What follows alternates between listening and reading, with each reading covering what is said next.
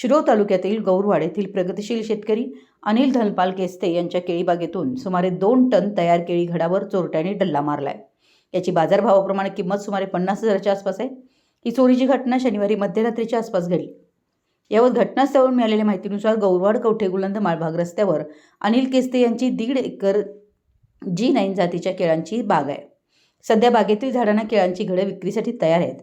याचा फायदा घेऊन चोरट्यांनी बागेतील सुमारे 60 ते 70 घड शनिवारी रात्रीच्या वेळी लंपास केले। एका केळीचा घड सुमारे 35 किलोच्या आसपास आहे। वजनामुळे चोरांना केळींचे घड बाहेर काढता येत नसल्यामुळे त्यांनी बागेत केळी झाडांना एकमेकाला आधारासाठी बांधलेली बांधणी तोडून केळी घड बाहेर काढलेत। बांधणी तुटल्यामुळे लहान मोठी झाडे उन्मळून तुटून पडल्यानं केळी बागेचं मोठं नुकसान झालंय। चोरांनी केळी घडांवर डल्ला मारून जाताना केळी बागेचंही नुकसान केल्यानं केळी पीक उत्पादक अनिल केस्ते यांचं सुमारे लाखाच्या वर नुकसान झाले। चोरांचा मोर्चा आता केळी पिकाकडे वळला असून गौरवाडसह औरवाड, आलास, बुबनाळ, कवठेगुलंद, शेळशाळ, गणेशवाडी या 7 गावातील शेतकऱ्यांमध्ये भीतीचं वातावरण निर्माण झाले। सदर केळीच्या चोरीची फिर्याद शेतकरी अनिल केस्ते यांनी कुरुंदवाड पोलीस ठाण्यात केली असून पुढील तपास पोलीस करतायत।